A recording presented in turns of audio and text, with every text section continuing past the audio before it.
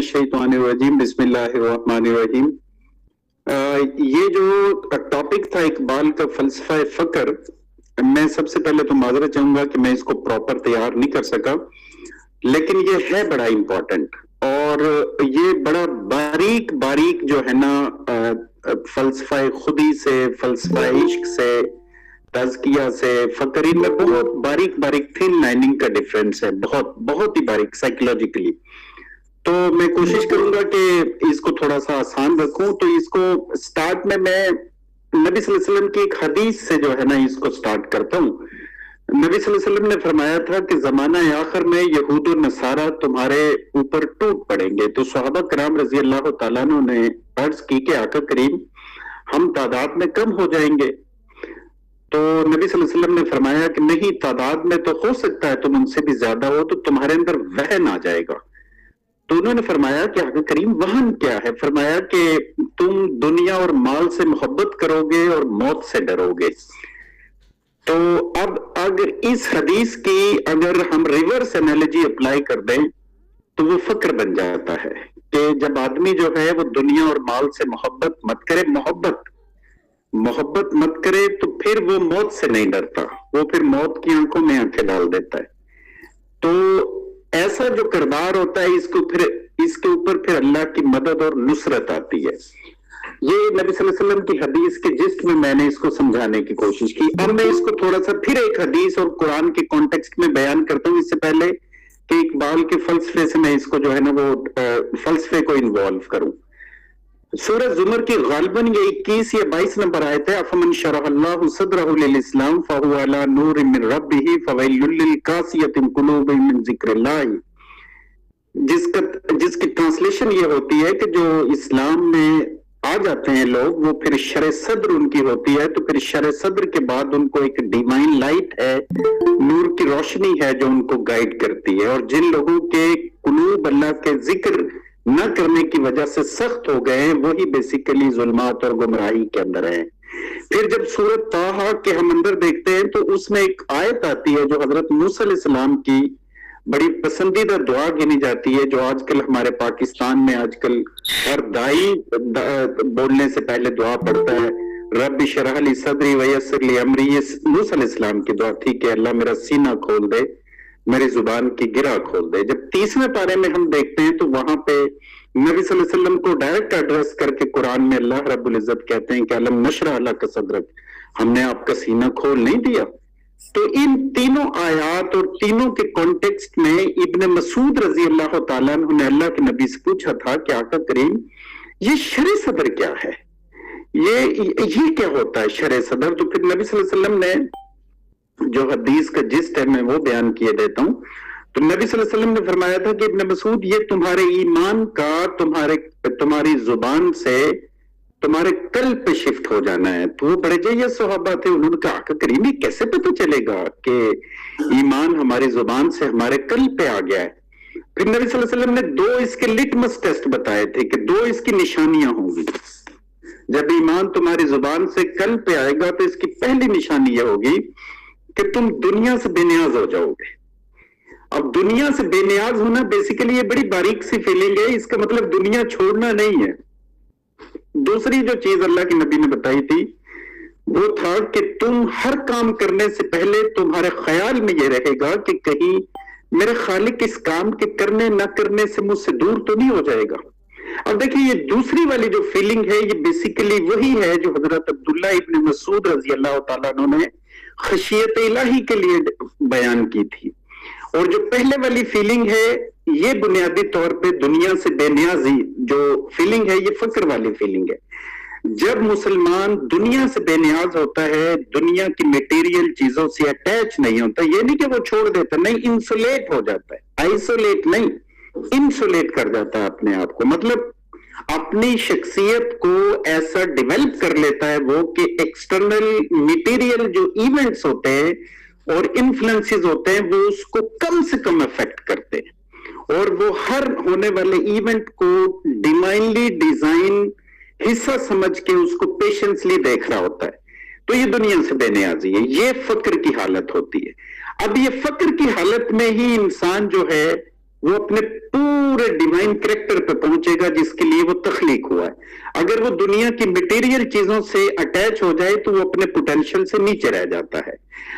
اب ہم جب دیکھتے ہیں قرآنک اسپرٹ میں دیکھتے ہیں تو انسان، یہ سورت فرقان کی غالباً آیت ہے کہ اے نبی تو نے اس شخص کو دیکھا جس نے اپنی خواہشی کو اپنا معبود بنایا ہوا ہے۔ پھر یہ مضمون جو ہے نا سورت صاد کے اندر بھی آتا ہے، اے داؤد انصاف کے ساتھ فیصلہ کرنا اور خواہش کی پیروی مت کرنا، یہ تجھے اللہ سے دور لے جائے گی۔ جب ہم سورت حشر کے اندر بھی دیکھتے ہیں تو اس کی غالباً 9 نمبر آیت ہے، وَمَن یُوقَ شُحَّ نَفْسِهِ أُولَٰئِکَ هُمُ الْمُفْلِحُونَ، کہ وہ جو نفس کے شر سے اور خواہش سے بچا لیا گیا وہ فلاح پا گیا۔ پھر ہم جب اس کو دیکھتے ہیں وَيْلٌ لِّكُلِّ هُمَزَةٍ لُّمَزَةٍ الَّذِي جَمَعَ مَالًا وَعَدَّدَهُ، جو مال کو گن گن کے رکھتا ہے۔ اصل میں یہ ہے کیا بیسیکلی؟ دیکھیں یہاں پہ ایک رومی کی مثنوی آتی ہے، وہ کہتا ہے کہ چیش دنیا از خدا غافل بدن نیک معاش نکرا فرزن دان زن، وہ کہتا ہے کہ دنیا جو ہے وہ اللہ رب العزت سے غفلت کا نام ہے۔ دنیا کوئی مال متا اکٹھا کرنا دنیا تھوڑا ہے۔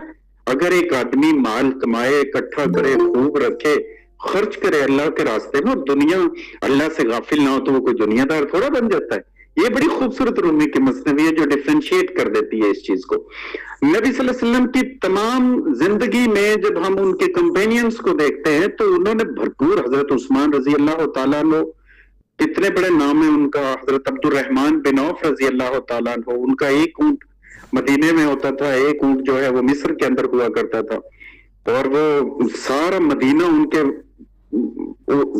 اس سے چلا کرتا تھا مال سے، اور جب وہ دنیا سے گئے تو وہ کلہڑوں سے ان کا سونا جو چھوڑا تھا ان سے کاٹا گیا، اور عشرہ مبشرہ میں ان کا نام ہے، مطلب وہ اسے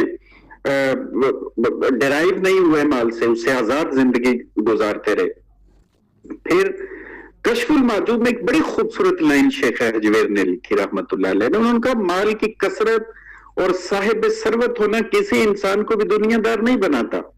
اگر کسی شخص کے دل میں مال سے محبت نہیں ہے اور وہ صاحب ثروت انسان ہے تو وہ فقیر ہے، وہ درویش ہے، چاہے وہ بادشاہی کیوں نہ ہو۔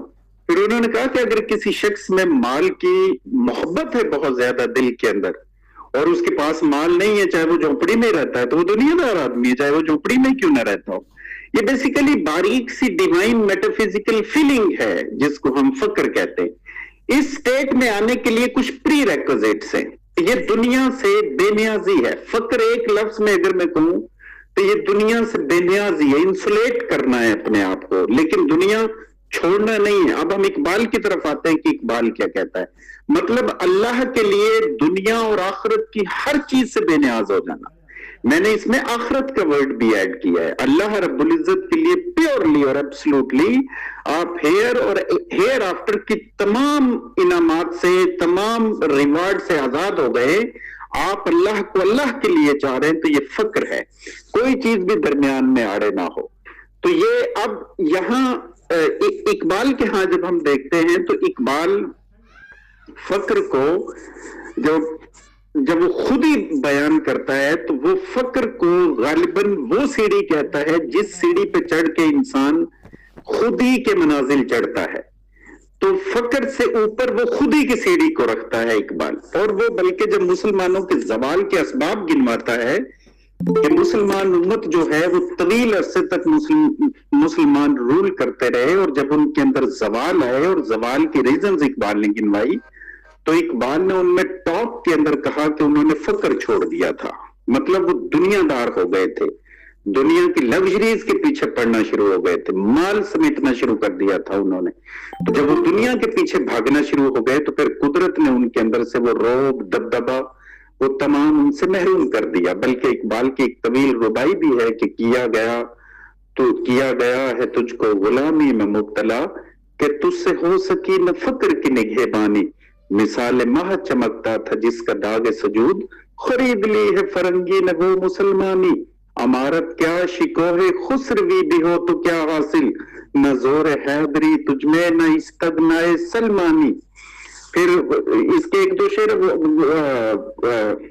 ایک شعر اور بہت اچھا ہے، وہ کہتا ہے کہ خودی کو نظر آتی ہے جب قاہری اپنی، یہی مقام ہے جس کو کہتے ہیں ذل سبحانی، کسے خبر کے ہزاروں مقام رکھتا ہے وہ فقر جس میں بے پردہ ہے روح قرآنی۔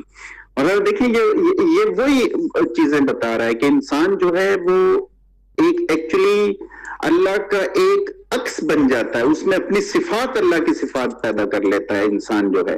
کمپیشن آتا ہے اس میں، لو آتا ہے اس میں، گریس آتی ہے اس میں، کائنڈنس آتی ہے، ایزوٹیرک نالج آتا ہے، انٹیوشن آتی ہے اس میں پیار آتا ہے، وہ ہر چیز کو پازیٹیو اینگل سے دیکھ رہا ہوتا ہے۔ تو یہ اقبال کہتا ہے کہ ایسا چلتا پھرتا انسان جو ہے وہ ایک خدائی مجسمہ بن جاتا ہے، مطلب وہ پھر خدا اس کا ہاتھ بنتا ہے، اس کی زبان بنتا ہے، اس کے کان بنتا ہے، اس کے آنکھ بنتا ہے۔ اب پھر ایک اور بڑی خوبصورت چیز ہے، جب اقبال اس کی ڈائمنشنز گنواتا ہے کہ فقر کی ڈائمنشنز کون کون سی ہیں، تو اقبال اس کو مختلف انداز میں بیان کرتا ہے۔ ایک جگہ پہ وہ فقر کو ذکر اور فکر کا کمبینیشن بھی کہتا ہے، ایک جگہ پہ اقبال فقر کو کائنات کے نظام کا احتساب کرنا بھی کہتا ہے، ایک جگہ پہ وہ پرشین میں کائنات کو تسخیر کرنے کو بھی فقر کا نام دیتا ہے۔ میں پرشین ربائی وہ بھی سنائے دیتا ہوں۔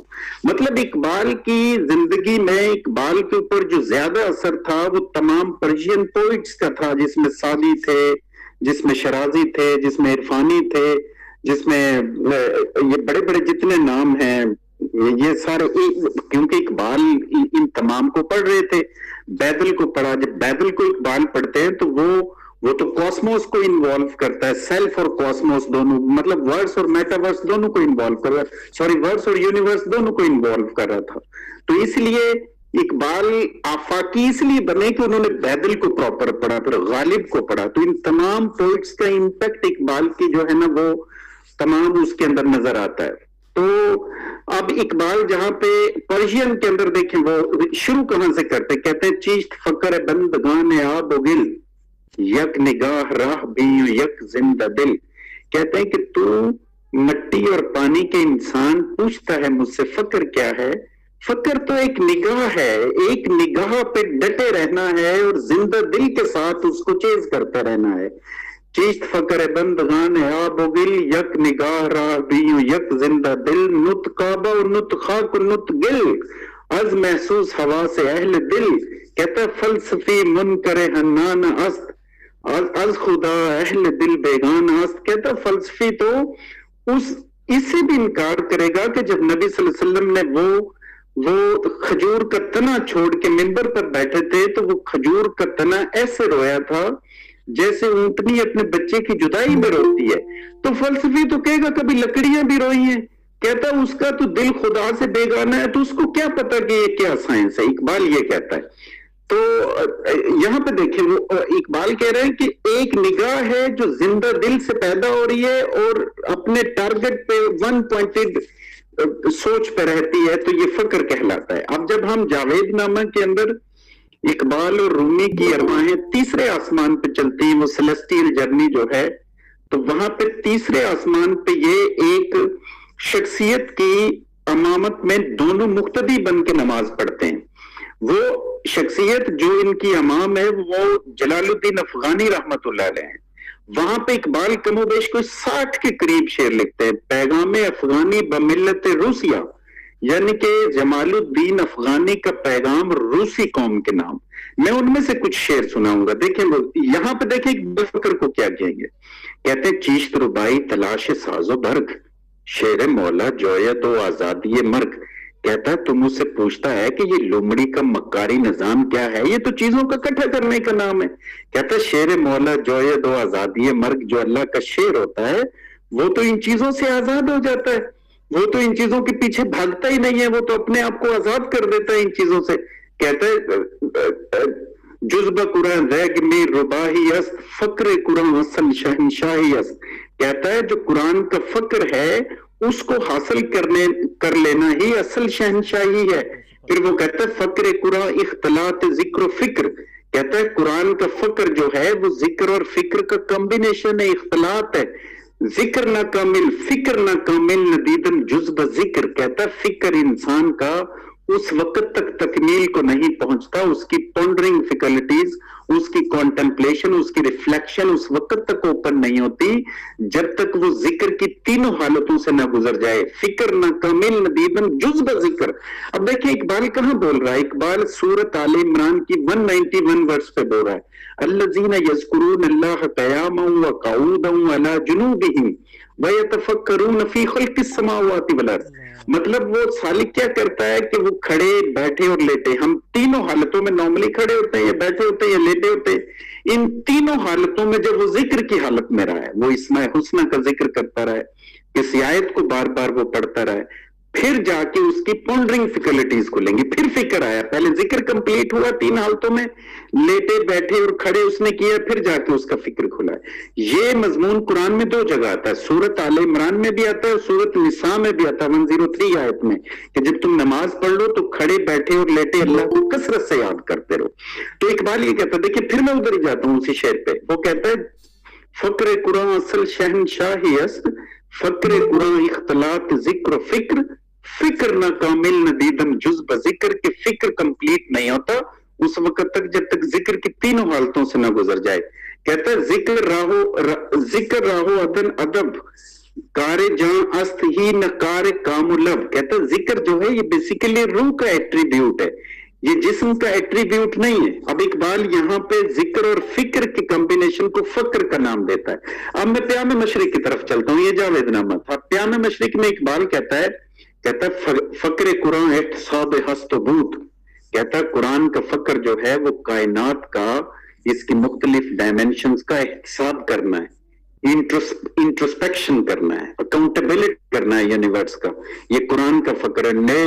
नए रबाब मस्ती और रक्सो सुरूद, कहता है ना कि ये रक्सो सुरूद करना फक्र कहलाता है। कहता है फक्र मोमिन चीज तस्खीर जहाद, कहता है मोमिन का फक्र जो है तस्खीर जहाद, वो मुख्तलिफ डायमेंशंस को जो है तस्खीर कर रहा होता है। जैसे हमारी ये कायनात 3D है, इसका 4D जो है फैब्रिक वो टाइम कहलाता है, तो वो 3D और 4D बल्कि 4D से 5D 6D टाइम की डायमेंशंस को तस्खीर करता है जो मोमिन होता है। इकबाल कहता है कि वो मुख्तलिफ डायमेंशंस को कंकर कर रहा होता है, वो जाके फक्र मोमिन बनता है। फक्र मोमिन चीज तस्खीर जहाद बंदा तासीर और मौला सिफात, वही बात कि वो जो है अपनी सिफात पैदा करता है अपने अंदर अल्लाह की, क्योंकि इस्माए हुस्ना का वो जिक्र करता है। तो ये नबी सल्लल्लाहु अलैहि वसल्लम की हदीस का मफहूम है कि आप जिस इस्म का भी जिक्र करोगे उसके एट्रीब्यूट्स आपको लौटा दिए जाते हैं। अब देखिए वो तीसरा शेर बड़ा खूबसूरत है, कहता है फक्र काफिर खलवत व दश्त व दरास्त, कहता है जो काफिर का फक्र है, जो काफिर का फक्र है वो तो खलवत इख्तियार कर जाता है, वो तो अकेला हो जाता है, वो तो गार में जाके छुप जाता है। फक्र काफिर खलवत दश्त दरस्त, फक्र मोमिन लर्जा बहरो बरस्त, कहता है मोमिन का जो फक्र है वो तो लर्जा तारी कर देता है हर चीज के ऊपर।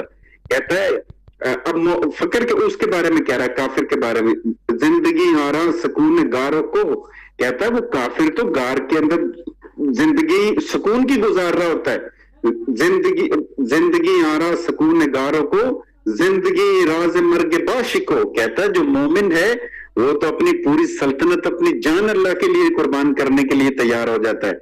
अब वो कहता है फिर आगे देखिए इकबाल कहता है खुदा रजीस तनस तर्क बदन, कहता है वो खुदा को बदन को तर्क करके ढूंढता है। और मोमिन के बारे में इकबाल कहता है खुदीरा बरफिसान हक जदन, कहता है वो अपनी जान जो है अल्लाह के लिए कुर्बान करने के लिए तैयार हो जाता है। अब देखिए यहाँ पे इकबाल ने बिल्कुल डिफरेंशिएट कर दिया है कि फक्र बेसिकली राहिब की तरह अलग दुनिया से होना नहीं है, दुनिया में भरपूर रहना है, लेकिन इंसुलेट होकर रहना है कि अपने ऊपर इस तरह का उसने डेवलप करे अपनी पर्सनैलिटी को कि उसको दुनिया के एक्सटर्नल फैक्टर्स अफेक्ट मत कर सके। अब नबी सल्लल्लाहु अलैहि वसल्लम की एक हदीस थी, बल्कि उसको कहते हैं फक्र फखरी, कि फक्र जो है वो मेरा फक्र है और फक्र मुझसे है। ये आदम अलैहिस्सलाम से लेके हजरत इब्राहिम अलैहिस्सलाम तक, इब्राहिम अलैहिस्सलाम से लेके ऑनवर्ड नबी सल्लल्लाहु अलैहि वसल्लम तक हर प्रॉफिट का एक स्पेशल एट्रीब्यूट था। नबी सल्लल्लाहु अलैहि वसल्लम का जो एट्रीब्यूट है वो फक्र है। फक्र बेसिकली ये है कि इंसान दुनिया में रहे लेकिन दुनिया उसके अंदर मत रहे। जैसे कि कश्ती जो है वो पानी पे होती है, अगर पानी उसके अंदर चला जाए तो वो फिर डूबना शुरू हो जाती है। जो मोमिन होता है वो दुनिया में रहता है और भरपूर दुनिया गुजारता है। सहाबा किराम रजी अल्लाह तआला अन्हु के बारे में कहा जाता है कि जब वो दुनिया के मामलात करते थे तो ऐसे लगता था जैसे इंतहाई दुनियादार इंसान है, और जब वो दुनिया दूसरे मामलात करते थे तो ऐसे लगता था जैसे ये बेनियाज है। तो ये शेड्स इंसान की शख्सियत में डेवलप कैसे होते हैं, अब हम इस तरफ आते हैं। इसकी डेवलप होने के लिए इसके लिए कुछ एट्रीब्यूट्स होते हैं, कुछ प्री रेक्विजिट्स हैं जो मैंने अपने तौर पे डिजाइन किए हैं। उसमें यह है कि फक्र के रास्ते पे चलने के लिए इसका सबसे पहला एट्रीब्यूट यह है कि आदमी में ये क्वालिटीज आ जाए, ग्रेजुअली वो जिक्र की हालत में रहे। जिक्र की हालत में रहने के लिए वो वजू की हालत में रहे ऑल द टाइम, कोशिश करे कि वो वजू के बगैर मत रहे। और फिर तीसरा प्री रेक्विजिट इसका यह है कि वो फास्टिंग करे, ऑफ एंड ऑड फास्टिंग करे, हफ्ते में 1-2 दिन वो जरूर फास्टिंग करे। और चौथा इसका यह है कि जब वो फास्टिंग ना भी करे तो कम से कम बोले, कम लोगों से सोशल इंटरेक्ट करे और कम जो है वो खाए पिए। तो ग्रेजुअली जो है वो आस्ता आस्ता 3 चीजें होती हैं जिससे हर इंसान जिसका बना होता है। जब हम सिगमंड फ्राइड की साइकोलॉजी देखते हैं, हमारे अंदर इंस्टिंक्ट होती हैं, डिजायर्स होती हैं और इमोशंस होते हैं। ये तीनों चीजें ग्रेजुअली हमें हाईजैक किए रखती हैं उम्र भर जिंदगी में। तो जब हम फास्टिंग करते हैं, वजू में रहते हैं और कांस्टेंट अल्लाह की याद और जिक्र में रहते हैं, तो इन तीनों चीजों के ऊपर जरब पड़ती है। हमारे इंस्टिंक्ट के ऊपर जरब पड़ती है, इमोशंस के ऊपर जरब पड़ती है, डिजायर्स के ऊपर जरब पड़ती है। फिर हमारे अंदर इत्दाल आना शुरू हो जाता है। इनसाइड हमारे अंदर ट्रंक्विलिटी और कंपोयर आता है। ये ट्रंक्विलिटी और कंपोयर जो हमारे अंदर इनसाइड आएगा, ये बुनियादी तौर पे फिर बाहर डिपिक्ट होगा। किसी भी शख्स के बातिन में सुकून जब तक नहीं आएगा वो बाहर सुकून नहीं पैदा हो सकता। ये बेचैनी जो हमें बाहर मुआशरे में नजर आ रही है, ये बेसिकली मुआशरे में जस्ट रिफ्लेक्ट हो रही है। ये हमारे अंदर इनसाइड मैनकाइंड के अंदर ये बेचैनी है। और ये बेचैनी इस वजह से है कि आदम जिस चीज के लिए तख्लीक हुआ है उस मकसद से दूर हट गया है। वो आज वो मटेरियल मीन्स और दुनिया की सिडक्शंस के पीछे इतना भाग रहा है कि वो तमाम चीजों को भूल गया है। तो फक्र की सीढ़ी पे चढ़ के इसके जो प्री रेक्विजिट्स हैं, सब मैंने जो बताए हैं 4-5, इसमें फिर ट्रूथफुल होना है कि आदमी मसलहत के तहत मजाक में भी झूठ मत बोले। फिर छठा इसका फेयर अर्निंग है कि इंसान जो निवाला खाता है, जो निवाला कमाता है, जो अपने बच्चों को खिलाता है, वो इंतहाई जस्टफुल होना चाहिए, फेयर होना चाहिए। उसमें कहीं किसी का कोई कनाइवेंस मत हो, किसी का हक छीन के मत कमाया हो। फिर जाके ये ग्रेजुअली उसके अंदर एक असेंशन होना शुरू हो जाती है जिससे रूह उसकी असेंड करती है। फक्र को अगर इंग्लिश में मैं ट्रांसलेट करूं तो स्पिरिचुअल असेंशन कहलाती है।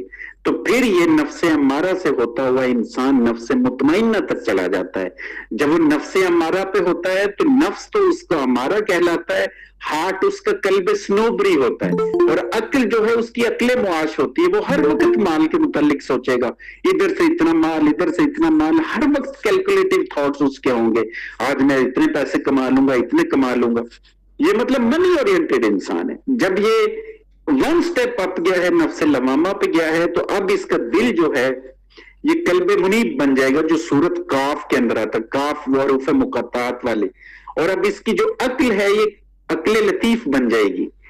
अब ये सटल टॉपिक्स को डील करना शुरू करेगी। जैसे ही ये थोड़ा सा ऊपर गया है तो इसका नफ्स मुलहिमा बन जाएगा, सूरत शम्स के अंदर जो आता है। और इसका हार्ट जो है ये कल्बे सलीम बन जाएगा, सूरत शौरा के अंदर 89 जो वर्ष आती है। अब इसकी अक्ल जो है ये अक्ले लतीफ बन जाएगी। अक्ले सलीम और अक्ले लतीफ दोनों इंतहाई प्योरिफाइड हो जाएगी और इंतहाई सटल ऑब्जेक्ट्स को डील करेगी। नेचर को लव करेगी, एनिमल्स को लव करेगी, छोटे परिंद इसको अच्छे लगेंगे, नेचुरल सीन्स इसको अच्छे लगेंगे, नेचर हार्मोनाइज होना शुरू हो जाएगा। ये इंसान मतलब ग्रॉसनेस इसके अंदर से निकलेगी, सटलनेस आना शुरू हो जाएगी, लतीफ इसके अंदर एहसास बेदार होना शुरू हो जाएगा। फिर ग्रेजुअली ये और इवॉल्व करेगा। और ये सारा जिक्र से हो रहा होता है, और जिक्र के साथ साथ जो मैंने वो 6 प्री रेक्विजिट्स बताए हैं वो चल रहे होते हैं। फिर ये नफ्से मुतमइन्ना बन जाता है। नफ्से मुतमइन्ना बनने के लिए यहां तसव्वुफ में एक टर्मिनोलॉजी इस्तेमाल होती है کہ اس کے اوپر تجلیات کا پڑھنا بہت ضروری ہوتا ہے. یہ ہم کسی وقت پھر رکھ لیں گے. یہ بھی انتہائی ایک ڈیوائن میٹافزیکل فیلنگ ہوتی ہے, لیکن اس پہ ہم کسی وقت پھر ایک ڈیوائن وہ پورا کمپلیٹ ٹاک رکھیں گے کہ یہ جب نفس مطمئنہ بنتا ہے تو اس سے پہلے کیا واقعی کا ایلیمینیشن ہوتی ہے, اس کے اوپر یس ہوتی ہے. جب یہ بنتا ہے تو پھر یہ انتہائی سٹل آبجیکٹس کو ڈیل کرے گا. اب یہ ایکسٹریم سیلف لیس ہو جائے گا, انتہائی کمپیشنیٹ ہو جائے گا. لو, کائنڈنس, گریس آئے گی اس کے اندر سے. ڈیسیٹ, کنسیٹ, لسٹ, ایروگنس, کنٹمپٹ, کلیورنس, یہ تمام نکل چکی ہوں گے اس کے اندر. سب یہ ایک ایسا وجود ہوگا جو چلتا پھرتا خدائی عکس رکھتا ہوگا. یہ انسانیت سے انتہائی محبت کرے گا. کبھی نہیں دیکھے گا یہ کرسچن ہے میرے سامنے, ہندو ہے, واٹ ایور.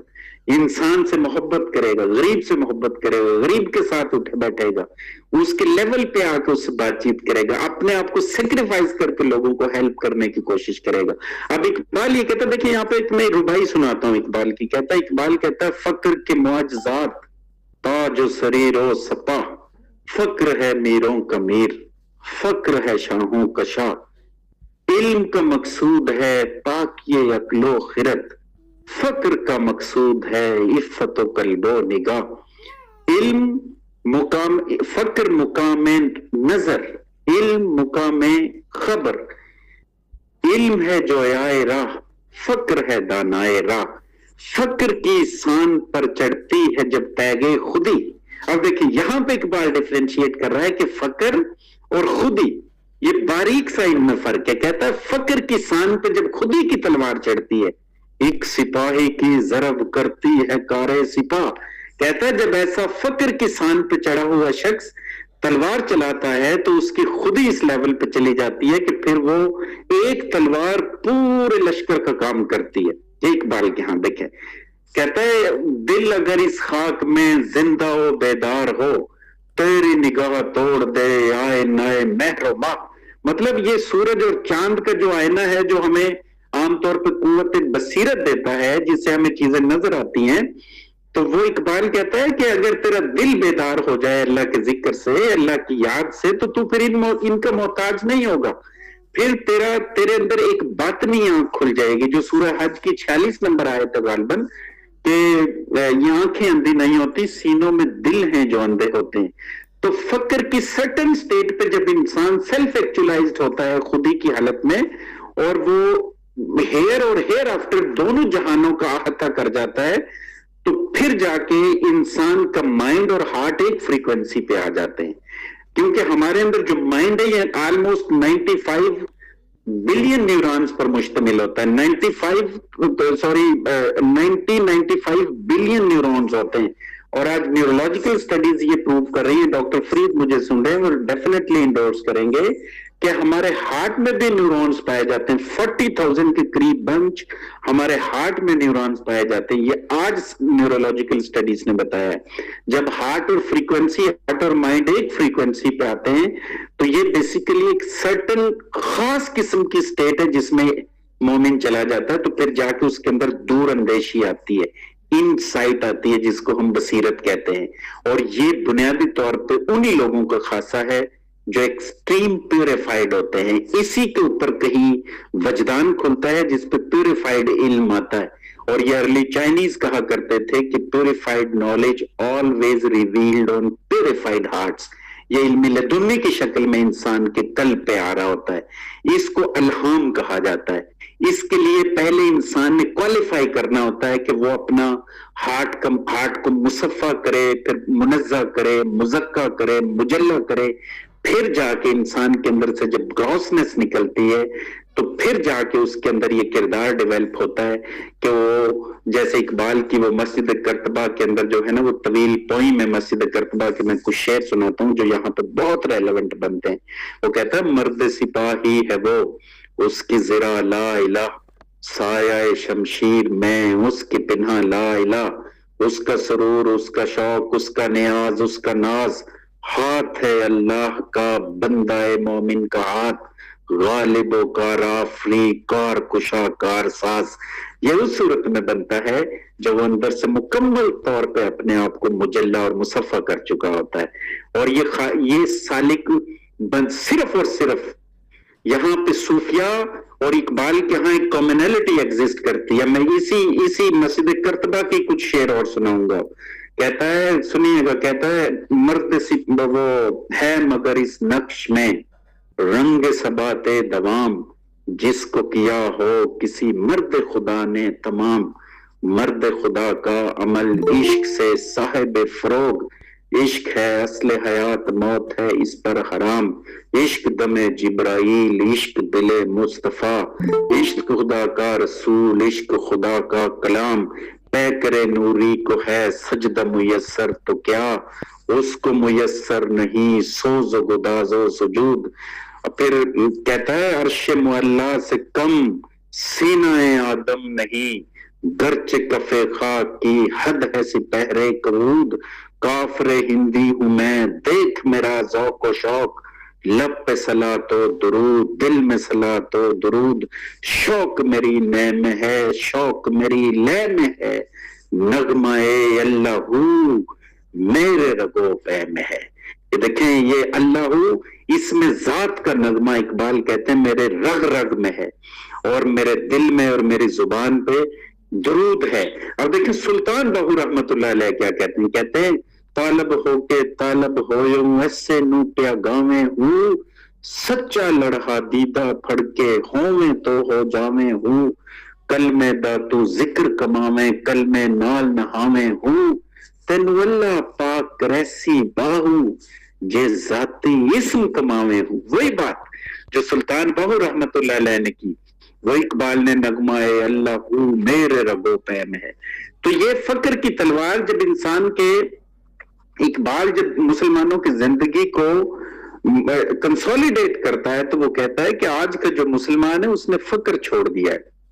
جب اس کے پاس فقر تھا وہ دنیا سے محبت نہیں کرتا تھا چاہے وہ بادشاہ بھی تھا. آپ دیکھیں جب تک یہ برٹش رول نہیں آیا اس سب کانٹیننٹ پہ تو شیخ عبد القادر جیلانی رحمت اللہ علیہ کی خانقاہ سے صلاح الدین ایوبی پیدا ہو رہا تھا. یہاں پہ شیخ حجویر محمود غزنوی جو تھے وہ ان سے مسلسل مشاورت کے اندر تھے. جب یہاں پہ برٹش رول آیا تو انہوں نے سب سے پہلے تصوف کو میں لائن کیا ہے کہ یہاں پہ جاگیریں الاٹ کر کے اس کی روح کو ڈیمیج کیا ہے. وہ آج تک روح ڈیمیج ہوئی پڑی ہے اس کی. تو آج اب اقبال نے بیسیکلی اسی چیز پہ ضرب لگانے کی کوشش کی ہے جس کی وجہ سے آپ کو باریک باریک کریٹیک ڈیولپ کرتا ہے اقبال, جس میں وہ تنقید بھی کرتا ہے. اب دیکھیں اقبال ایک جگہ پہ میں ایک نظم سناؤں کو کہتا ہے, سوچا بھی ہے مرد مسلمان کبھی تو نے کیا چیز ہے فولاد کی شمشیر جگردار, اس بیت کا یہ مصرع اول ہے کہ جس میں پوشید چلے آتے ہیں توحید کے اسرار. مجھ کو تو فکر مصرع ثانی کے زیادہ, اللہ کرے تجھ کو عطا فکر کی تلوار. قبضے میں یہ تلوار بھی آ جائے تو مومن خالد جاباز ہے یا حیدر کرار. وہی بات وہ اقبال کہتا ہے کہ جب فکر کی تلوار ہوگی تو وہ فقر کی تلوار ہی تو بیسیکلی آدمی کو آزاد کر کے میدان جنگ کے اندر لے کے جاتی ہے. اگر وہ مٹیریل چیزوں سے لو کرتا ہوگا, رشتوں سے محبت کرتا ہوگا, اللہ اور اس کے نبی کو کہیں اس نے ترجیحات میں پیچھے رکھا ہوگا تو وہ خاک بیچارہ جہاد اور جنگ کرے گا. دیکھیں پھر اقبال جہاں پہ خود ہی کے ایٹریبیوٹس بتاتا ہے کہ اس میں سوز ہوتا ہے, اس میں گداز ہوتا ہے, اس میں کیف ہوتا ہے, اس میں مستی ہوتی ہے, پھر جا کے حریت آتی ہے, آزادی آتی ہے, پھر جا کے اقبال فقر کو رکھتا ہے اور فقر سے اوپر ون سٹیپ پھر وہ خود ہی کو رکھتا ہے. اب دیکھیں جب ایک انسان سائیکولوجیکلی ان سٹیجز پہ چل رہا ہوتا ہے اور اسپرچولی اسینڈ کر رہا ہوتا ہے تو ایک سٹیج پہ آ کے بے باکی آ جاتی ہے. بے باکی کیونکہ مصلحت اندیش شخص جو ہوتا ہے وہ کبھی بھی مسٹک نہیں ہوتا, وہ صوفی نہیں ہو سکتا. جو مصلحت اندیش ہوتا ہے جس میں بے باکی ہو بیسیکلی وہی صوفی ہوتا ہے, کیونکہ وہ مصلحت پسند نہیں ہوتا. وہ اس حق سچ بات کو کبھی بھی نہیں روکے گا, وہ کہے گا چاہے اس کے خلاف ہی کیوں نہ ہو, اس کے اپنے پیرنٹس کے خلاف ہی کیوں نہ ہو. دیکھیں میں آپ کو ایک چھوٹا سا واقعہ یہاں پہ اگر نہ سناؤں تو یہ اسی ایونٹ کے ساتھ انجسٹ ہوگا. سلمان فارسی رضی اللہ تعالیٰ وہ جو ہے ایک جگہ صحابہ کے ساتھ کلیکٹیو ایک میٹنگ ہو رہی ہے اور ابو سفیان ان کے سامنے آتے ہیں. ابو سفیان ابھی جو ہے وہ تو فتح خیبر کے بعد مسلمان ہوتے ہیں تو پہلے ان سے مسلسل وہ جنگیں کر رہے ہوتے ہیں. جب سامنے آتے ہیں تو وہ سلمان فارسی رضی اللہ تعالیٰ نے کھڑے ہو کے نا ابو سفیان کو کہتے ہیں آپ یہاں سے چلے جائیے, آپ ہر دوسرے تیسرے دن ہمارے سامنے تلوار نکال کے سامنے آ جاتے ہیں, اب ہمارے سامنے کیا لینے کے لیے ہیں, پلیز یہاں سے نکل جائیے. تو وہ وہاں سے چلے جاتے ہیں. تو ابو بکر صدیق رضی اللہ تعالیٰ عنہ سلمان فارسی رضی اللہ تعالیٰ عنہ کو کہتے ہیں کہ سلمان دیکھو آپ فارس سے آئے ہو, ہم مکہ میں فور سینچریز ہمارے آباء و اجداد کٹھے رہے, ہمارا کسی سے اختلاف بھی ہو تو ہم کرٹسی اور رسپیکٹ کا دامن ہاتھ سے نہیں جانے دیتے. آپ کو ابو سفیان جب ہمارے پاس آئے تھے تو ان سے ایسے بات نہیں کرنی چاہیے تھی. تو یہ گفتگو اور یہ مکالمہ نبی صلی اللہ علیہ وسلم کی خدمت میں پہنچ گیا. تو نبی صلی اللہ علیہ وسلم نے حضرت ابو بکر صدیق رضی اللہ تعالیٰ عنہ کو بلایا اور کہا کہ ابو بکر آپ کو پتہ ہے سلمان ایمان کے کس درجے پہ فائز ہے, اور جب سلمان بولتا ہے تو اس کے اندر ایمان بولتا ہے, ایمان جب بولتا ہے تو بے باکی ہوتی ہے اس کے اندر, تو یہ بے باک ہو جاتا ہے انسان. جیسے اقبال کا نا, وہ اقبال کا وہ ایک بڑی خوبصورت پوئم ہے, اگر میں ساری ریپروڈیوس کر دوں, وہ کہتا ہے کہ نالا ہے بلبل شوریدہ تیرا خام ابھی, اپنے سینے میں سے اور ذرا تھام ابھی, پختہ ہوتی ہے ہو اگر مصلحت اندیش عقل, عشق ہو مصلحت اندیش تو ہے خام ابھی. کہتا ہے عشق فرمودہ و قاصد سے صبح گام عقل, عشق فرمودہ و قاصد سے صبح گام عمل, عقل سمجھی ہی نہیں مانی یہ پیغام ابھی. عشق شیوائے عشق فرمودہ عشق فرمودہ و قاصد سے صبح گام عمل, عقل سمجھی ہی نہیں مانی یہ پیغام ابھی. عشق تو ہے بت خانہ و زناری, یہ بڑی خوبصورت پوائنٹ ہے, میں تھوڑا سا اس میں ذرا اسٹک ہو گیا ہوں. مطلب کہنے کہ یہ ہے کہ یہ عقل مصلحت اندیش ہوتی ہے. یہاں پہ واصف علی واصف کی ایک سینگ ہے, وہ کہتے ہیں کہ جو مصلحت پسند ہوتا ہے, مصلحت اندیش ہوتا ہے, وہ صوفی نہیں ہو سکتا. تو اس میں جب فکر سے پہلے انسان اسپرچولی ایوالو کر رہا ہوتا ہے تو اس میں حریت آتی ہے, اس میں بے باکی آتی ہے. اب اس حریت کو اقبال آزادی کہتا ہے. یہ ہندی مکتب کی پوئم جو اقبال نے لکھی اس میں اس کا ذکر کیا حریت کا, جس میں وہ کہتا ہے نا اقبال یہاں نام نہ لے علم خودی کا, موضوع نہیں مکتب کے لیے ایسے مقالات, بہتر ہے کہ بیچارے معمولوں کی نظر سے پوشیدہ رہیں بعض کے احوال و مقامات. محکوم کا ایک سال ہے آزاد کی اکان, کس درجہ گراں سیر ہیں محکوم کے اوقات.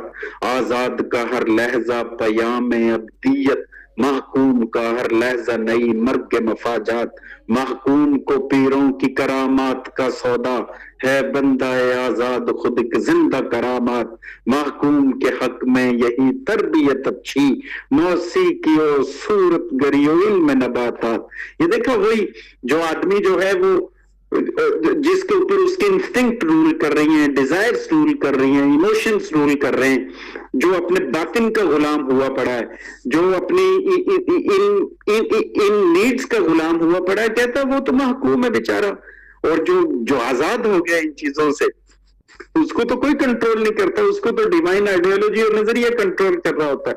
تو فکر جب مسلمانوں کے پاس رہا, اقبال کی ایک پرشین ربائی بھی وہ کہتا ہے کہ ہم مسلمانان افرنگی ماب, چشمہ کوثر بجائند السراب.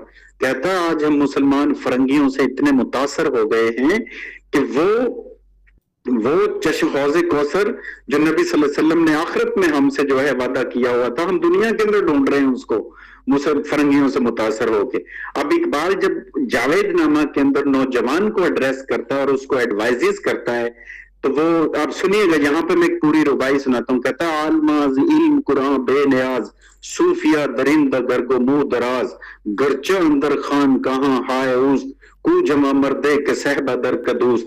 کہتا ہے آج کا جو عالم ہے وہ قرآن کے علم سے بے نیاز ہو گیا ہے, اسے پتہ ہی نہیں ہے قرآن کا صحیح علم کیا ہے.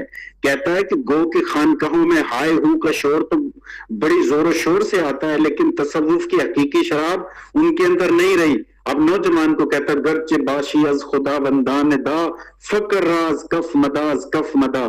کہتا ہے اگرچہ اللہ رب العزت تجھے کسی علاقے کا لارڈ بنا دے, کہیں پہ میر بنا دے لیکن تو فقر کو ہاتھ سے مت چھوڑنا. کہتا فقر راز کف مدا سوز و خوابیدہ از جان تو ہست این کوہنے میں از نیا گان تو ہست. کہتا ہے یہ واحد اس کا سوز ہے جو تیرے خون میں چھپا ہوا ہے, یہ پرانی شراب ہے بیسیکلی جو تیرے اندر موجود ہے. کہتا ہے جب تو اس کی طرف آ گئی بسا حق مرد حق اندیش بصیر میں شبد از کثرت نعمت ضریر. کہتا ہے میں نے بہت دفعہ ایسا دیکھا ہے کہ حق دیکھنے والے لوگ نعمتوں کی کثرت کی وجہ سے اندھے ہو جاتے ہیں. کثرت نعمت گداز از دل برد نوز میں عورت نیاز از دل برد.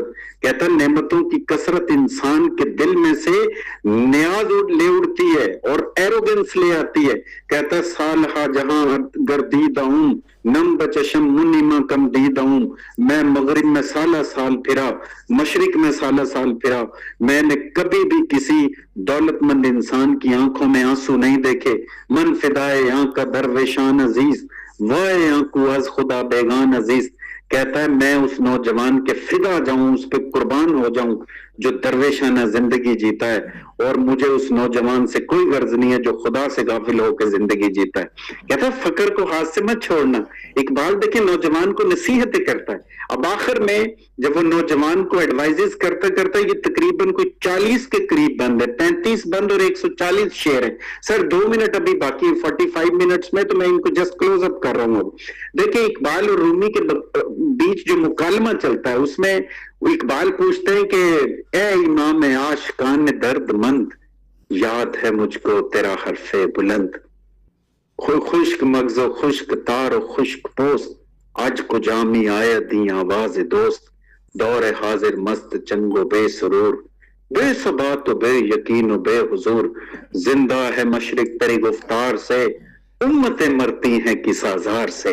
اور دیکھیں وہ کہتے ہیں کہ تیری مثنوی سے مشرق زندہ ہے, مجھے یہ بتا مائی لارڈ مائی مینٹور کہ امتیں کم مرتی ہیں. اب رومی کہتے ہیں ہر ہلاک کے امتیں پیشی کے بود زوں کا برجندل گما بردند اود. وہ کہتے ہیں امتیں اس وقت مر جاتی ہیں جب وہ پتھر کو اود سمجھنا شروع ہو جائیں, مطلب ترجیحات سیٹ اپنی غلط کر لیں تو امتیں مر جاتی ہیں. آج ہم مسلمان اس لیے جو ہے نا پیچھے رہ گئے ہیں کہ ہم نے دنیا ہی کو حقیقت سمجھ لیا ہے, اور لٹرلی جو وہ بڑے مینز جو ہمارے اسلاف نے چھوڑے تھے ہم ان سے بہت دور چلے گئے. جیسے اقبال کا ایک شعر ہے کبھی ہے نوجوان مسلم تدبر بھی کیا تو نے وہ کیا گردوں تک تو جس کا ایک ٹوٹا ہوا تارا. یہ انڈونیشیا اور ملیشیا کے اندر مسلمان انویڈرز نہیں آئے تھے, یہاں فاتحین نہیں آئے تھے. یہاں جو جب نبی صلی اللہ علیہ وسلم نے لاسٹ سرمن دیا تھا تو جو صحابہ یہاں پہ پہنچے تھے انہوں نے آ کے لوگوں سے صرف لین دین کیا تھا, تجارت کی تھی.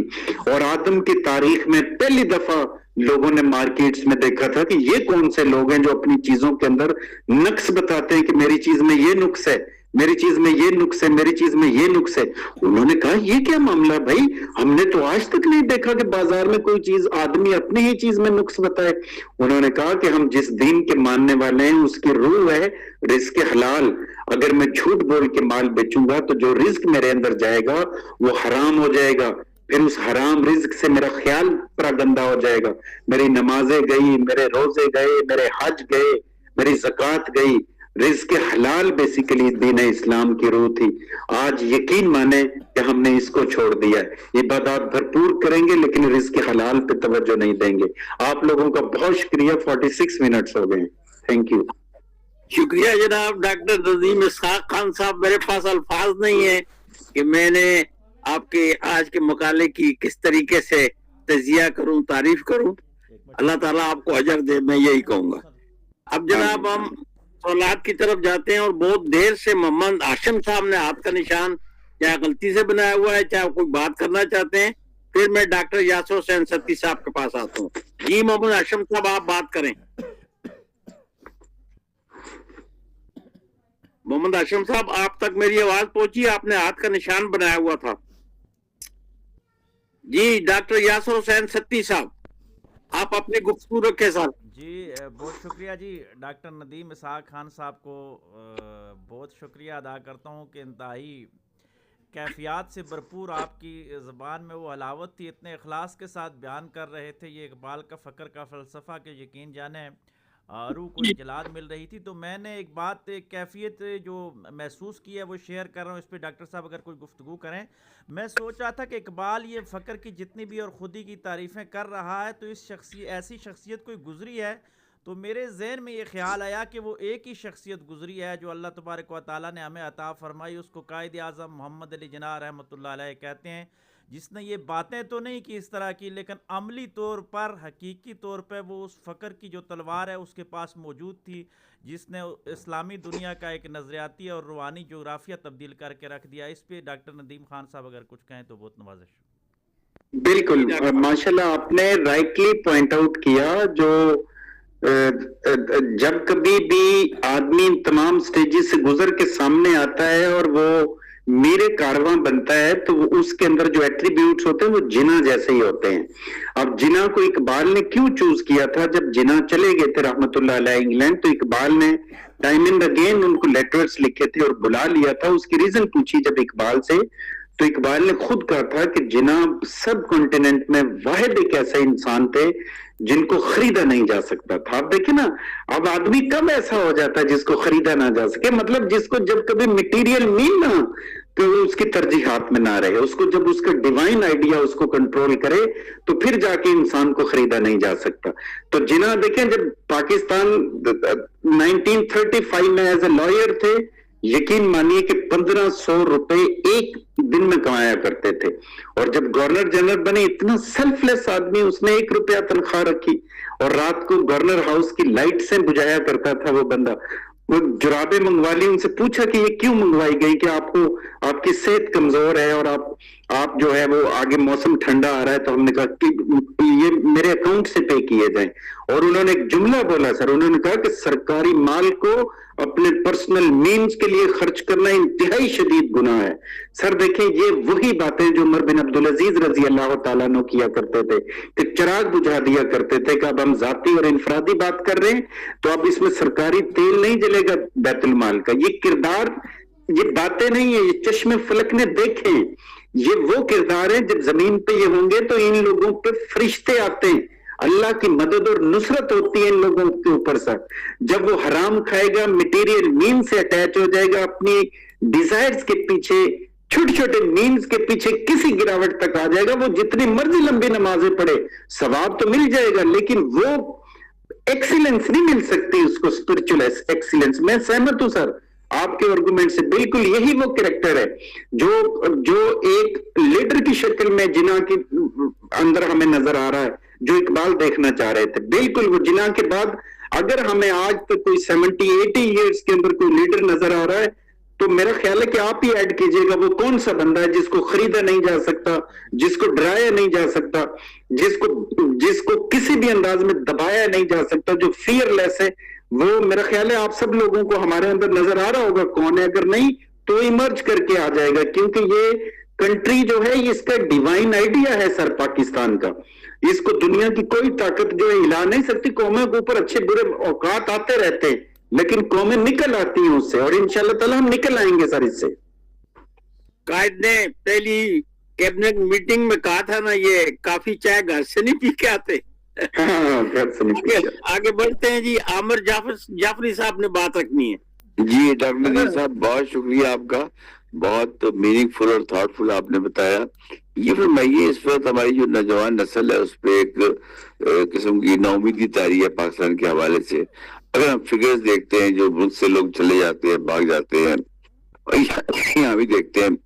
علامہ اقبال نے نوجوان کے بارے میں کہا تھا کہ وہ فریب خوردہ شاہی جو پلا ہو گرگسوں میں، اس سے کیا خبر کہ کیا ہے راہ رسم و شہبازی.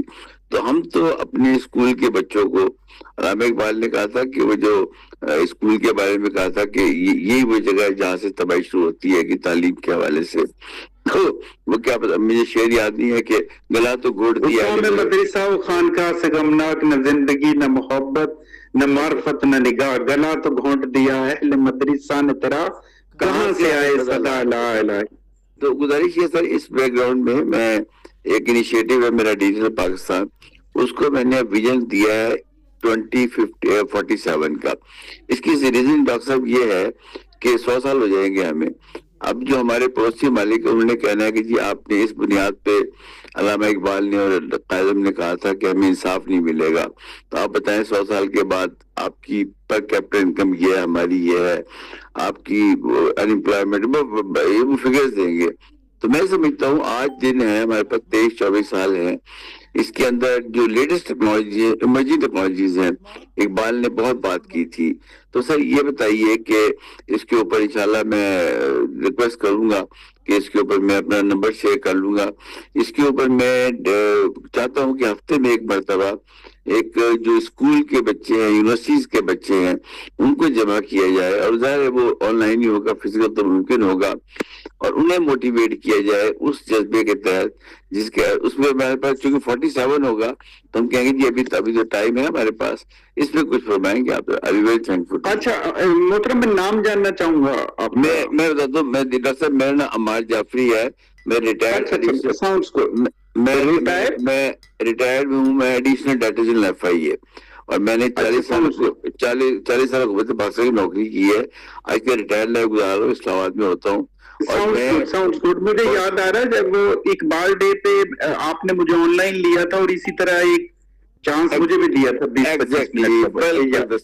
یہ بات ہے, یہ بتائیے. اچھا جعفری صاحب, میں یہ عرض کیے دوں گا کہ اصل میں دیکھیں, آج نوجوان پاکستان سے باہر جا رہا, کوئی بات نہیں, اس سے کوئی فرق نہیں پڑنے والا. باہر جائے گا, ادھر اچھی ایجوکیشن لے گا, اگر وہاں پہ جاب کرے گا تو کسی نہ کسی انداز میں وہ پاکستان اکانومی کنٹریبیوٹ کرے گا, جب کچھ بھی وہاں سے ڈالر یورو بھیجے گا. ایک بات.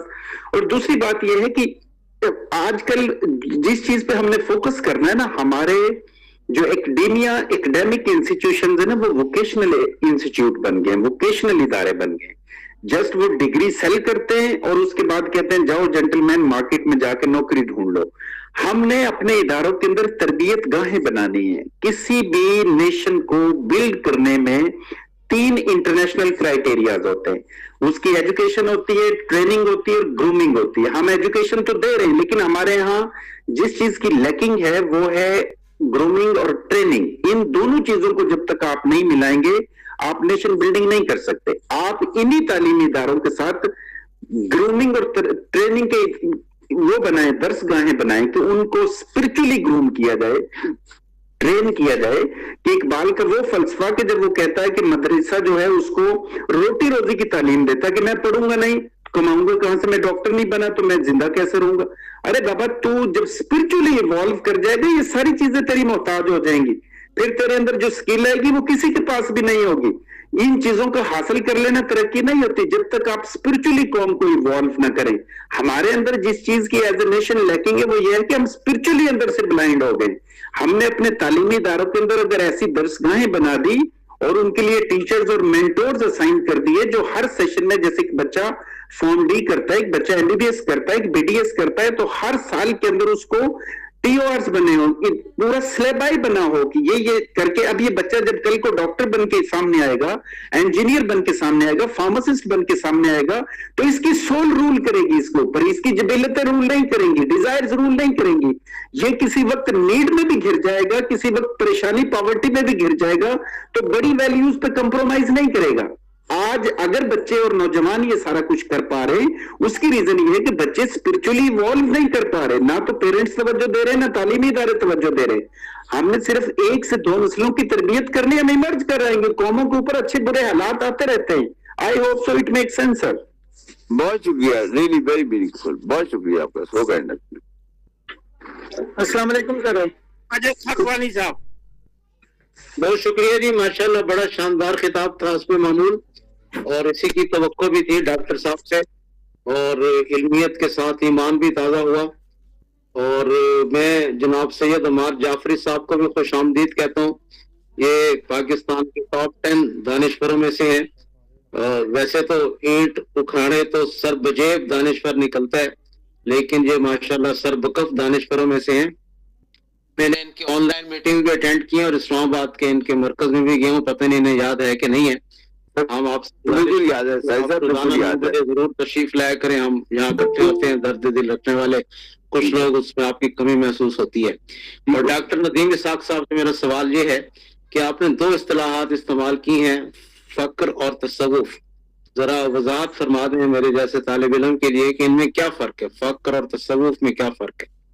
دیکھیں یہ بڑی باریک سی ایک تھن لائن ہے. تصوف جب ایک نقطے میں سمٹتا ہے نا تزکیہ نفس کے بعد تو وہ بیسیکلی پیوریفائڈ تھاٹ پہ آتا ہے. جب پیوریفائڈ تھاٹ کوئی آدمی لے لیتا ہے اس کے ہر وقت خیال میں پیورٹی آ جاتی ہے ہر وقت, اور ہر وقت خیال میں اللہ اور اس کے نبی کا ایک طرح کا نا سبجوگیٹ کر لیتے ہیں. یہ دونوں محبتیں آپ کے دل اور قلب کو, ہارٹ اور قلب اور دماغ کو سبجوگیٹ کر لیتی ہیں. ہر وقت آپ کے دھیان میں یہ تصور رہنا شروع ہو جاتا ہے. تو جب یہ رہتا ہے پھر یہ چلتا پھرتا آدمی اسی سوچ کی منزلیں چڑھتا ہے. یہ چڑھتی ہوئی منزلیں اس کو حق الیقین اور مشاہدے کی حد تک لے جاتی ہیں. یہ تصوف کہلاتا ہے. اس سے پہلے فقر آتا ہے. آپ کو اس سٹیج پہ آنے کے لیے فقر کی سیڑھی پہ پہنچنا ہوتا ہے. وہ سیڑھی جس پہ چڑھ کے آپ نے تصوف کی منزلیں چڑھنی ہے وہ فقر ہے. تصوف اس کی ایکسیلنس ہے. تصوف وہ ہے جو خود کی ایکسیلنس ہے. ٹھیک ہو I hope so it makes sense. شکریہ جی. اب ڈاکٹر یاسر حسین سپی صاحب سے درخواست ہے کہ کیا حکم ہے, آپ صدارتی خطبے کی طرف جاؤں, کچھ ٹائم مل سکتا ہے؟ جی میر صاحب, جن لوگوں نے پہلے سے ہاتھ کھڑے کیے ہوئے ہیں, ایک دو آدمی ہیں, ان کے سوال اگر ہو جائیں تو اس کے بعد فرید الدین برہانی صاحب کا ہم وہ ڈاکٹر محمد فرین خان صاحب نے 2-3 دفعہ ہاتھ نشان بنایا. جی ڈاکٹر صاحب. جی بہت شکریہ میر صاحب, اللہ سلامت رکھے. سب سے پہلے تو ندیم کو دیکھ کے ہی بڑی خوشی ہوئی دل سے. We have got a history long way, اور ہماری بڑی پرانی بات چیت شروع ہوتی تھی اس سے. خیر میں شروع کرتا ہوں آج کے ٹاپک کے اوپر. انتہائی خوبصورت طریقے سے جو ان کا انداز بیان ہمیشہ دل کے اندر اتر جانے والی بات کرتے ہیں ہمیشہ. اقبال کے گرد جو روحانی فلسفہ کا ڈھانچہ جو ہے جس میں فقر نام کی جو چیز آتی ہے وہ انہوں نے 3 پرتوں پہ میری نگاہ میں مربوط کیا. وہ ہے فرد, سماج اور کائنات. اب انہوں نے ایک چیز کا ذکر یہ کیا کہ وہ روحانی سستی دیکھ چکے تھے جب باہر گئے, اور انہوں نے چیلنجز دیکھے کہ جن کا انہوں نے مسلمان معاشروں سے مشاہدہ کیا, اور مغربی جدیت کے مادی رجحانات کی طرف جب نگاہ پڑی تو پھر انہیں پتہ لگا کہ مسلمان کتنا ایک پیچھے ہے. اور یہی اقبال کی انقلابی تعبیر اس پہ مرکوز تھی. ٹھیک ہے, اب آتے ہیں کہ فقر ان کی نگاہ میں کیا چیز تھی, یعنی وہ ہے کیا معاملہ. اقبال میری نگاہ میں جو اقبال کا فقر جو ہم سمجھے یا وہ سمجھانے کا ایک چیز ہے وہ ہوتا ہے روحانی چوکس رہنا. اب یہ بڑی عجیب سی اصطلاح استعمال میں نے کر دی کہ روحانی چوکس رہنا یا چوکنا ہوتا کیا ہے, یعنی روحانی طور پہ جاگے رہنا. اس حالت میں دنیاوی معاملات میں مشغول ہوتے کے ساتھ الہی کے ساتھ اپنا تعلق کو مسلسل آگہی کے ساتھ برقرار رکھنے کا نام فقر ہے. اب یہ دیکھتے کہ ایک موسیقار جس طرح پیچیدہ دھنیں بجاتا ہے اور وہ بنیادی تال سے آگاہی ہر وقت رکھتا ہے. یہ ہوشیاری روحانی غنودگی اور دنیاوی لگاؤ دونوں کو روکتی ہے. ٹھیک ہے, اقبال جو اس چیز کو لیتے ہیں, میں جو سمجھتا ہوں کہ اقبال کے ہاں اس چیز کی 3 طرح کی چیزیں ہیں جس سے وہ لے کے چلتے ہیں, اور کہتے ہیں کہ اگر ان 3 چیزوں پہ اطلاق کر لو گے تو پھر فقر کے اندر آ جاؤ گے. سب سے پہلے ہے خود شناسی, خودی کی آبیاری. اس کا مطلب انا کو بڑھانا نہیں بلکہ اپنی حقیقی نوعیت اور صلاحیت کے بارے میں گہری سمجھ پیدا کرنا ہے. دوسرا مقصد ان کا ہے عمل کی مشق. عامل اور کامل میں بڑا فرق ہوتا ہے. یہ فرق آپ کو فقر سمجھا دیتا ہے کہ عامل کیا ہوتا ہے اور کامل کے جو بیچ کا ایک ڈنڈی پگڈنڈی پل ہے وہ کیا چیز ہے. اس کام کے الہی جو ہے تیزے کے اللہ پاک سے تعلق, شعور کے یہ روحانی دنیاوی مشاغل کے درمیان مصنوعی تقسیم کو ختم کرتے ہوئے عام سرگرمیوں کو بھی عبادت میں شامل کر دینا. اور تیسرا جس کو میں سمجھتا ہوں اقبال نے جو نہیں سمجھ آئی وہ یہ تھا روحانی جمہوریت. ایک ایسی ریاست جہاں انفرادی روحانی ترقی اجتماعی سماجی بہبود کے لحاظ سے سامنے آئے. قبلہ ندیم صاحب نے ذکر کیا کہ فقر کے لیے چیزوں کا ہے، اس میں میں سورہ حجرات کا حوالہ ضرور دینا چاہوں گا اور وہ ضرور اس کا مطالعہ کریں، جس میں نے اس دن بھی ایک ٹاپک میں یہ چیز بتائی تھی، جس میں سورہ حجرات میں 9 خوبیوں کا ذکر فرما دیا جو کہ ایک مومن کی بھی نشانی ہے فرد واحد کی، اور ایک جملہ سوسائٹی کی بھی نشانی ہے، جس کو میں نے ڈیفائن کیا تھا کہ فتح یبنی فاصلو وقت سے، یعنی انویسٹیگیٹ کرو، ریکنسلیٹ کرو، جسٹیفائی کرو، آپس میں تفرقہ نہ ڈالو، لوگوں کو برے الفاظ اور بری زبان سے نہ پکارو، ٹھیک ہے، ایک دوسرے کی امانت کا خیال رکھو اور ایک دوسرے کے میں نہ لگے رہو، یہ چیز بڑی ضروری تھی، ٹھیک ہے، یہ چیز تو ہمیں لگنا فقر سے نکال دیتا ہے۔ سید جمال الدین افغانی کو، جو کہ اس وقت یہ کمیونسٹ رشیا اور یہ سارا معاملہ تو آپ کرتے کردہ کار خداوندان تمام بغضر از لا جانب الاخرام، یعنی تم لوگوں نے کر لیا جو بھی کیپٹلزم امپیریلزم چل لیا، اب اللہ کی طرف آ جاؤ، ہے کہ میں خواہی نظام عالم جستاؤ اور راہ اساس محکمے داستان کہنا شستسی باب باب فقرا روشن کن از ام الکتاب، قرآن کو پکڑ مل جائے گا، قرآن سے پہلے روشنائی حاصل کر لے، قرآن کو پکڑ لے، ٹھیک ہے، یہی جھوٹ ہے، یہی نظام ہے۔ نگاہ فقر میں شان سکندری کیا ہے، خراج کی جو گدا ہو وہ کیا ہے۔ اقبال فرماتے ہیں اس کے اندر یہ کہ رازق کو نہ پہچانو تو محتاج ملوک، اگر پہچانے تو ہیں تیرے گدا دارا و جم، مسلمان اپنے دل سے پوچھ ملا سے نہ پوچھ، ہو گیا اللہ کے بندوں سے کیوں خالی حرم۔ یہ چیزیں ہیں جس چیز کو لے کے اقبال فرماتے ہیں اس چیز کو کہ اپنے اندر خودی کے اندر ڈوب کے پا جا سراغ زندگی، یہ چیز جب تک نہیں ہوگی آگے معاشرہ بھی نہیں چلے گا۔ اور میں نے اس دن بھی ذکر کیا تھا، تیرے صوفے ہے افرنگی، تیرے قالیں ہے ایرانی، روح مجھ کو لاتی ہے نوجوانوں کی تن آسانی، میں ڈھونڈ اس چیز کو دور حاضر کی تجلی میں کہ نے پایا اس کا غلام معراج مسلمانی، نہیں تیرا نشیمن قصر سلطانی کے گنبد پر کہ تو شاہی ہے بسیرا کر پہاڑوں کی چٹانوں پر۔ یہ شاہین کو فقر حاصل ہے نا، اس کی نگاہ زمین پہ ہوتی ہے پر پرواز ہوا میں ہوتی ہے، تو وہ دنیا کے اوپر بھی نگاہ رکھے ہوئے ہے مگر اپنی اوقات نہیں بھولتا کہ وہ ہے کیا۔ اسی لیے اقبال کہتا ہے، کہاں سے تو نے اقبال سیکھی یہ درویشی کہ چرچا بادشاہوں میں ہے تیری بے نیازی کا۔ اور اسی کو لے کے آگے چلتے ہیں، یہ بھی فرماتے ہیں کہ مجھے تہذیب حاضر نے عطا کی ہے وہ آزادی کہ ظاہر میں تو آزادی باطن میں گرفتاری، خداوند یہ تیرے سادہ بندے کدھر جائیں کہ درویشی میں بھی عیاری اور سلطانی میں بھی عیاری، اے مولا یسرب آپ میری چارہ گر سازی، میری دانش ہے افرنگی، میرا ایمان ہے زناری۔ بہت شکریہ جناب ڈاکٹر محمد فرید صاحب، آپ نے بہترین تبصرہ فرمایا۔ اب ہم اختتام کی طرف بڑھ چکے ہیں اور میں درخواست کر رہا ہوں آج کی صدارت فرمانے والے ہمارے محترم فرید الدین مسعود برانی صاحب سے اور صدارتی خطبہ عطا فرمائیں۔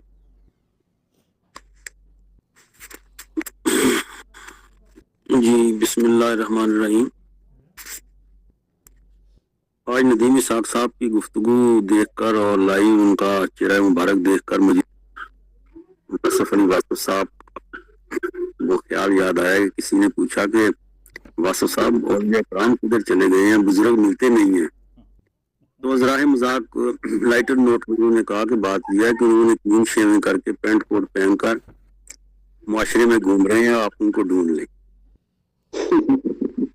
تو آج کی جو دل سے جو بات نکلتی ہے اثر رکھتی ہے، آج جس سوچ سے، جس دل سے، جس کمٹمنٹ سے انہوں نے گفتگو کی ہے، واقعی بہت سے فکر کے گوشے اور فکر اور فقر کا بہت رابطہ ہے۔ علی صاحب جو ڈاکٹریٹ ہیں اقبالیات پہ لاہور سے، انہوں نے بھی فقر اور اقبال پہ کافی لکھا، اور ان کا بھی یہی بیانیہ ہے کہ کوئی فقیر اقبال کو خود آپ مطالعہ سے نہیں سمجھ سکتے، بلکہ اقبال کو سمجھنے کے لیے کوئی ایسا فقیر، کوئی اہل فقر جو ہیں وہ کو سمجھا سکتے ہیں حضرت علامہ کے اشعار کو۔ اور آج کی ندیم اسحاق صاحب کی گفتگو میں مجھے تھوڑا سا رنگ ظفر صاحب کا بھی نظر آیا، کیونکہ میں جب ان کی تحریریں پڑھتا ہوں اور گفتگو، تو ویسے لگتا ہے کہ ان کے جو منابع ہیں اور فکر کے جو سرچشمے ہیں وہ کسی ایک ہی مصدر سے پھوٹتے ہیں، اور واقعاً جب آپ سوچ سے، دقت نظری سے، کلام اقبال سے معرفت کشید کرنے کی کوشش کرتے ہیں اور آپ اقبال شناس بنتے ہیں، تو یہی جو ہیرے اور موتی ہیں یہ آپ کو نظر آتے ہیں۔ تو میں اگر سلمان تو میں جو پڑھے ان کو میں اپنی، کیونکہ جب میرے ہر وقت زبان پہ رہتے ہیں، تو ان کو جب وہ پڑھ رہے تھے اپنا ڈاکٹر ندیم اسحاق صاحب، تو مجھے وہ بڑا لطف آیا۔ ان کے جو باقی اشعار وہ میں پیش کرتا ہوں، تو وہ ہے کہ نالا ہے بلبل شوری دات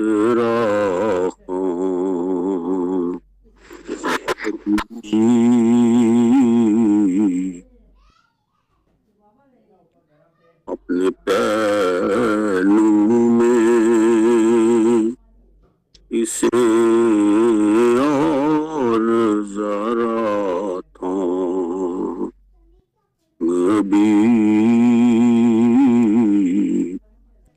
اقبال اس میں اپنے آپ کو بلبل شوریدہ سے تعبیر کرتے ہیں کہ ایک ایسی بلبل جس نے شور مچایا ہوتا ہے باغ کے اندر،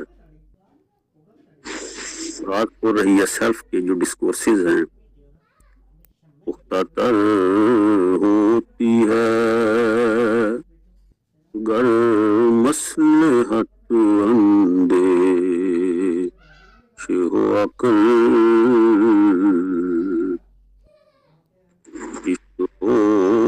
مصلحت اندیش تو ہے ابھی۔ وہ عقل حسابی کی مذمت کی ہے جو جمع تفریق اور 99 کے پھیر سے باہر نہیں نکلتی، وہ بہت پختہ ہوتی ہے اگر مصلحت اندیش ہو جائے، لیکن جو عشق ہے وہ مصلحت اندیشی نہیں دیکھتا۔ اگر عشق مصلحت اندیشی دیکھے تو پھر وہ خام ہے، اور عشق فرمودائے قاصد سے سبک گام میں عمل، عشق کے پاس تو بھی قاصد جو ہے وہ پیغام لے کر بھی نہیں پہنچتا، اور وہ چل پڑتا ہے اور عقل سمجھی ہی نہیں مانا ہے پیغام ابھی۔ شیوا عشق ہے آزادی و دہراش و بھی، تو ہے ظلم اور یہ بت خانہ و ایام ابھی، سامنے ابر نیساں یہ تنک بخشی شبنم کب تک، میرے کوہسار کے لالے ہیں تہی جام ابھی۔ ہائے ہائے ہائے، خبر اقبال کی لائی ہے گلستان سے نسیم، نو گرفتار گرفتار کھڑکتا ہے تہے جام ابھی، تہے دام ابھی۔ تو بہرحال آج کی جو گفتگو ہے اس ہم میں ہے تیرا ذوق کم و کیف و حیات، تیری میزان ہے شمار شہر سام ابھی۔ سبحان اللہ سبحان اللہ۔ تو آج کی گفتگو میں ڈاکٹر ندیم اسحاق صاحب نے شرح صدر سے گفتگو کا آغاز کیا، اور آج کی ان کی گفتگو سے ایک چیز تو یہ ظاہر ہوئی کہ کلام اقبال کے ساتھ ساتھ قرآن حکیم کا گہرا فکر انہیں حاصل ہے، اور واقعی انہوں نے جو آیات کریمہ کے حوالے دیے اس سے بہت کنسیپچول کلیئرٹی جو ہے وہ ہمیں نصیب ہوئی۔ تو شرح صدر کے حوالے سے ایک بڑی اہم بات انہوں نے کی کہ جو ایمان جو ہے وہ زبان سے قلب میں آنے کا بھی ایک پروسیس ہے۔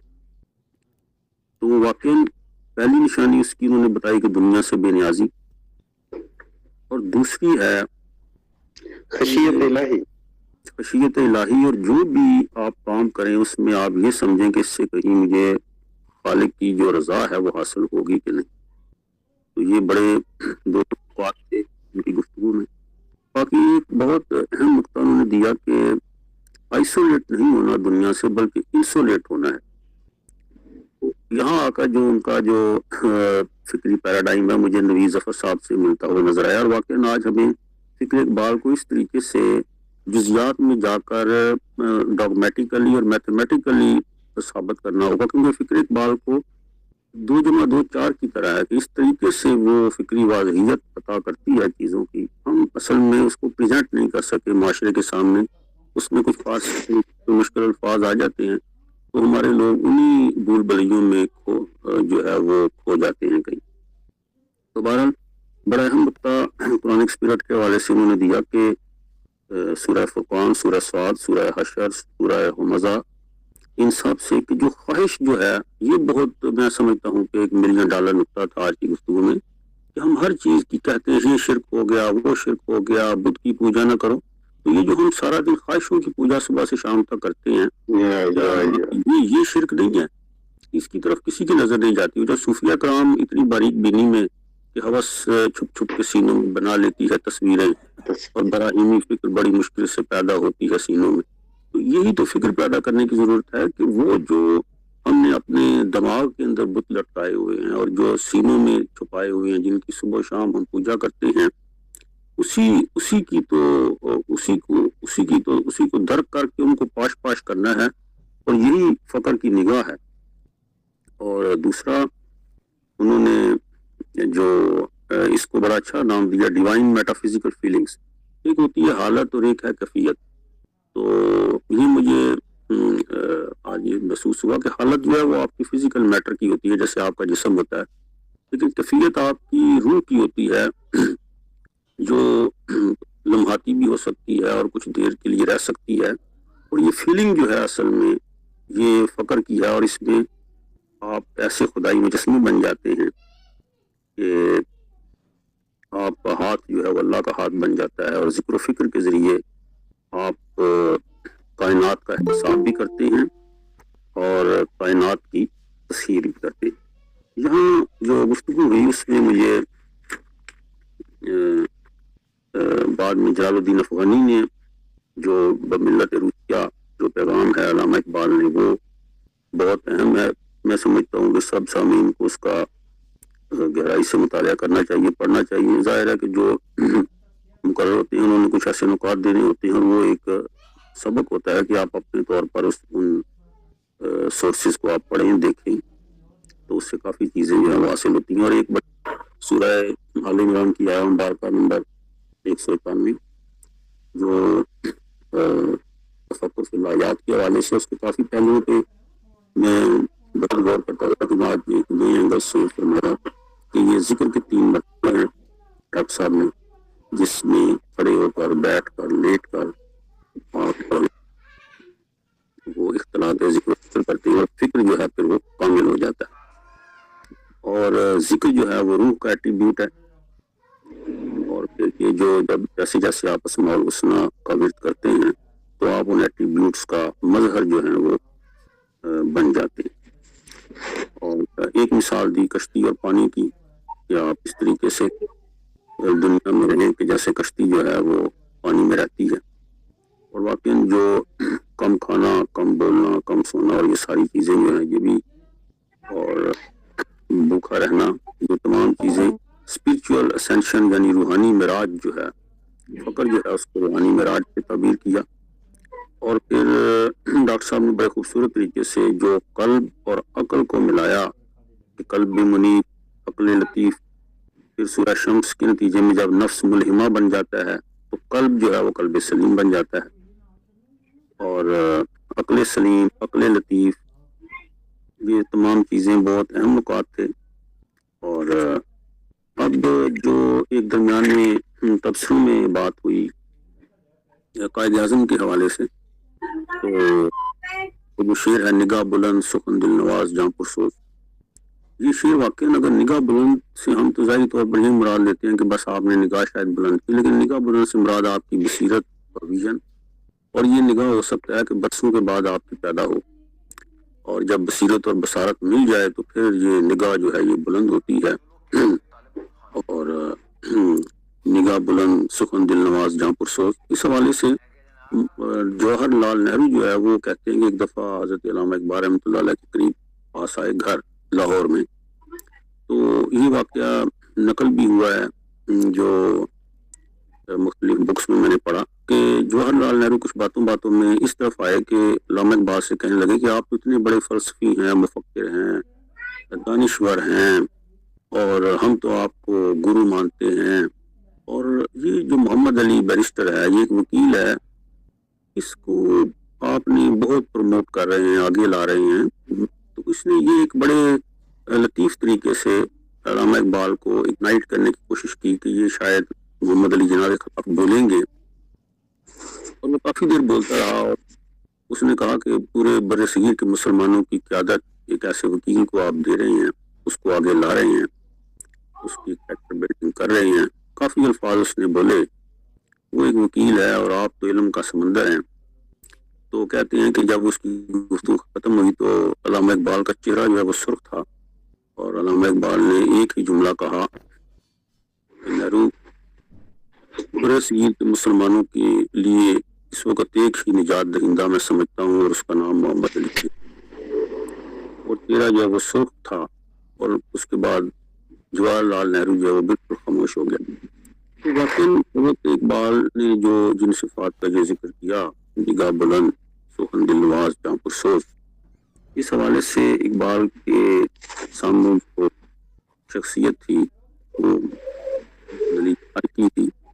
محمد علی جناح جو ہے وہ اقبال کا انتخاب تھے، اور اقبال کے بارے میں جب محمد علی جناح سے جگہ پوچھا گیا اسٹوڈنٹس کی کنونشن میں کہ آپ کے بارے اقبال کے بارے میں کیا کہتے ہیں، انہوں نے فرمایا کہ ایک مرتبہ انگلینڈ میں سوال ہوا تھا، ایک طرف سلطنت تاج برطانیہ اور ایک طرف شیکسپیئر، تو کس کا انتخاب ہوگا؟ تو اس وقت کے جو ایک کنگ تھا اس نے کہا تھا کہ میں انتخاب کروں گا شیکسپیئر کا۔ انہوں نے کہا کہ آج میرے سامنے ابھی کارلائل تھے، ہاں، تو اس وقت قائد اعظم نے کہا، ابھی پاکستان نہیں بنا تھا، تو انہوں نے کہا کہ اگر میرے سامنے ایک ریاست ہو ایک طرف اور ایک طرف اقبال ہو تو میں اقبال کا انتخاب کروں گا، اس لیے کہ ریاستیں تو بنتی بگڑتی بھی رہتی ہیں، مگر اقبال جیسے لوگ کئی ریاستوں کے خالق ہوتے ہیں۔ تو واقعی حضرت علامہ اقبال کا جو تصور فقر ہے، اس کے حوالے سے جو نئی ڈائمینشنز آج پیش کی ہیں ڈاکٹر ندیم اسحاق صاحب نے، کاش ہم وہ جو فقر کا راستہ ہے اس کی طرف آ جائیں۔ واقعی جو انہوں نے سرنامہ کلام بنایا تھا حدیث رسول صلی اللہ علیہ وسلم کہ وہن کی بیماری جو ہے وہ، اور آج دیکھیں 58 اسلامی ممالک ہیں، ہمارے بچے اور بچیاں رو رہے ہیں غزہ میں، اور وہ ویڈیوز تو ہم دیکھ نہیں پا رہے، لیکن پتہ نہیں ہم نے ایٹم بم بھی رکھے ہوئے ہیں، ساری چیزیں موجود ہیں، لیکن آج وہ وہن کی بیماری ہے کہ ہم اگر بولیں گے تو ہم وہ آج گاجر مولی کی طرح، اور سب چیزیں وہ چند یہود ہیں جن کے پنجے میں آج جو ہے وہ پوری مسلم امہ جو ہے اس کا خون ان کے پنجوں سے بہ رہا ہے۔ تو واقعی یہ شروع میں انہوں نے ایک بڑا اچھا جملہ کہا کہ جو وہن ہے اس کا اگر ریورس کر لیں تو وہ فقر بنتا ہے۔ تو واقعی ہمیں یہاں تو فقر ہوگا تو وہن سے بچ جائیں گے، اور اگر وہن کے ہم شکار ہیں تو اس کا علاج بھی انہی جملوں میں موجود ہے کہ وہ فقر کا ہی ایک راستہ ہے جس کو ہم اپنا کر اس وہن کی مال کی بیماری سے بچ جائیں۔ اور آخری جملہ ایک کسی عالم دین کا، انہوں نے کہا کہ دنیا داری یہ نہیں ہوتی کہ ایک شخص جو ہے وہ محل میں بیٹھا ہوا ہے اور تمام دنیا کی نعمتیں ہیں، ہو سکتا ہے کہ ایک فقیر ایک کٹیا میں بیٹھا ہے، اس کی ایک کتاب کے ساتھ محبت ہے اور وہ کتاب کسی کو دیتا نہیں، تو سمجھیں کہ وہ فقیر جو ہے وہ دنیا دار ہے۔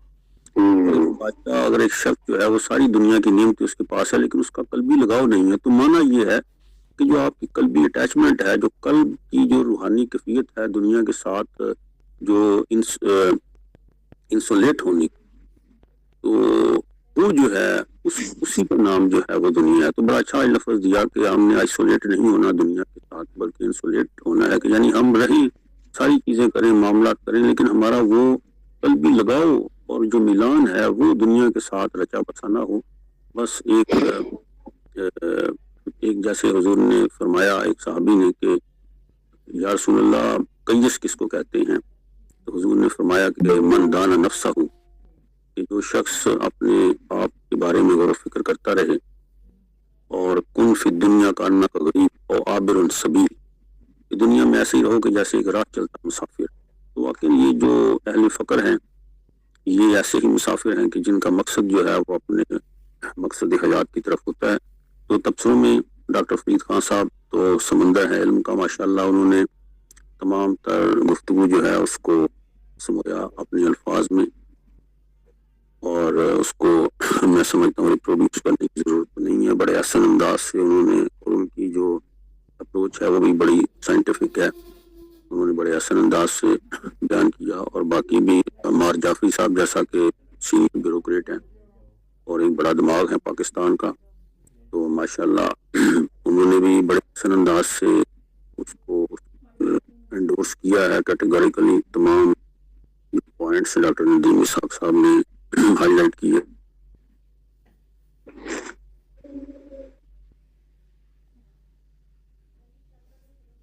ڈاکٹر یاسر ستی صاحب نے بیان کیا۔ میں سمجھتا ہوں کہ آخر میں اللہ کریم سے دعا ہے کہ ہمیں واقعاً جس طریقے سے ڈاکٹر ندیم اسحاق صاحب، ندیم ظفر، کرنل نوید ظفر صاحب، ڈاکٹر فرید خان صاحب اور یہ ایسے لوگ ہمارے ہیرے ہیں کہ جو فکر اقبال کو پریزنٹ کر رہے ہیں بڑے احسن انداز سے۔ اور آخری جملہ میں کل ہی ڈان اخبار میں عائشہ جلال کا ایک انٹرویو رہا تھا جس میں کہا کہ انلائٹنمنٹ جو روشن فکری ہے یہ یورپ سے نہیں آ رہی، نہ یورپ پیدا کرتا، بلکہ یہ انہوں نے بتلایا کہ وہ مشرق میں ہی پیدا ہوئی ہے، اورینٹل میں پیدا ہو رہی ہے۔ اور اس روشن فکری کا جو بانی صغیر میں وہ کہتے ہیں کہ ہر وقت کے ساتھ ساتھ آپ اپنے آپ کو بدلیں، اگر آپ نہیں بدلیں گے تو زمانہ جو ہے وہ آپ سے بازی لے جائے گا۔ یونان کی فکر جو ہے اور کوئی کسی کو انلائٹنمنٹ کا بانی ہے، تو انہوں نے کہا کہ میں سمجھتا ہوں کہ انلائٹنمنٹ جو ہے وہ مسلم فکر و فلسفے سے پیدا ہوتی ہے۔ تو واقعی علامہ اقبال کی جو سوچ ہے وہ ایک تو انلائٹنمنٹ، روشن فکری اور وقت کو جیسے 3D اور 4D کا ڈاکٹر صاحب نے عورت کیا، ندیم اسحاق صاحب نے، تو جو زمانے کی رفتار ہے اس میں ہمیں جو کریٹیوٹی دی گئی ہے، خود کریم نے ہمیں وہ جو جملہ انہوں نے کہا تسخیر کائنات، تو تخلیق کی بھی جو قوت ہے ہمیں وقت کے ساتھ ہم نے اپنے آپ کو بدلنا ہے۔ اور جتنا یہ انٹیلیجنس آتے ہیں ان کو ہم اگر ہم بنا لیں تو جو خطبات ہیں ان کو ہی اگر ہم سامنے رکھ لیں تو بہت بڑی دنیا جو ہے وہ تخلیق ہو سکتی ہے۔ اور اس میں ایک آخری جملہ جو عائشہ جلال صاحبہ کا تھا وہ یہ تھا کہ ہم ریاستی سطح پہ بھی کوئی ایسی کاوش نہیں ہوئی کہ فکر اقبال کو پروموٹ کیا جائے جس کی وجہ سے آج ہم اندھیروں میں بھٹک رہے ہیں۔ تو ہم سمجھتے ہیں جو آج کا فورم ہے اس طرح کے ہزاروں فورم تخلیق ہوں تاکہ روشن فکری اور اتحاد کا باب کریٹ ہو، اور یہ ہمیں ہی کام کرنا پڑے گا تاکہ جو نوجوان نسل ہے وہ روشن فکری کو لینے کے لیے یورپ کا اور بیرون ملک جہازوں کا اور انگلش کا اور انگریزی کلچر کا سہارا نہ لے، بلکہ انہیں معلوم ہو کہ جو انلائٹنمنٹ ہے وہ اسی زمین سے پیدا ہوگی جس کے بارے میں اقبال نے کہا تھا، ذرا نم ہو تو مٹی بڑی زرخیز ہے ساتھی بلاؤ۔ ڈاکٹر یاسر حسین ستی کے شکریہ کے بعد ہم انشا جی کی محفل میں ڈاکٹر محمد فرید خان صاحب کو سن لیں گے اگر وہ اجازت دیں تو۔ ڈاکٹر یاسر حسین ستی صاحب جی۔ ڈاکٹر صاحب جی الحمدللہ جی، اللہ تبارک و تعالیٰ کا لاکھ لاکھ شکر، حضور نبی کریم صلی اللہ علیہ وآلہ وسلم کی نظر عنایت اور بزرگوں کی توجہات کہ ہمارا ہفتہ وار حلقہ تصوف کا یہ پروگرام بھی بہت خوبصورت انداز کے ساتھ اپنے اختتام تک پہنچا۔ میں ڈاکٹر ندیم اسحاق خان صاحب کا ایک مرتبہ پھر دل کی گہرائیوں سے شکریہ ادا کرتا ہوں کہ آپ نے خلوص نیت کے ساتھ اور روحانی علاوتوں سے بھرپور اقبال کا جو فلسفہ فکر بیان فرمایا۔ تو بیان کرنے والے تو بیان کرتے ہیں لیکن روح کی علاوتوں تک جو چلا جاتا ہے تو اس میں کیفیات طاری ہو جاتی ہے، اور وہ نصیب ہوئی۔ اور پھر ہماری جو صدارت فرما رہے تھے آج کی پروگرام کی فرید الدین مسعود برہانی صاحب، وہ بھی روحانی علاوتوں سے مالا مال شخصیت ہیں۔ تو اللہ تبارک و تعالیٰ ان دونوں کی زندگیوں میں اور ان کی روحانیت میں مزید رحمتوں اور برکتوں کا نزول فرمائے۔ اور جتنے بھی حضرات و خواتین نے اس پروگرام میں شرکت فرمائی، تبصرے کیے، سوال جواب ہوئے، اللہ تبارک و تعالیٰ سب کچھ جزائے خیر عطا فرمائے۔ ہفتہ بھر ہمارے پروگرامات چلتے رہتے ہیں جس کے لنکس آتے ہیں تو اس میں ضرور شرکت فرمایا کریں۔ تصوف کے حوالے سے کوئی بھی اگر مقالہ پیش کرنا چاہے تو یہ جمعرات کو یہ فورم حاضر ہوتا ہے۔ تصوف کے حوالے سے کسی نیج پہ کسی بھی حوالے سے کوئی بھی گفتگو گفتگو ہو تو اس پروگرام میں ان کو بھرپور موقع دیا جائے گا. اسی پہ یہ اختتام کرتے ہیں. سبحان ربک رب العزت عما یصفون وسلام علی المرسلین والحمد للہ رب العالمین. جی ڈاکٹر محمد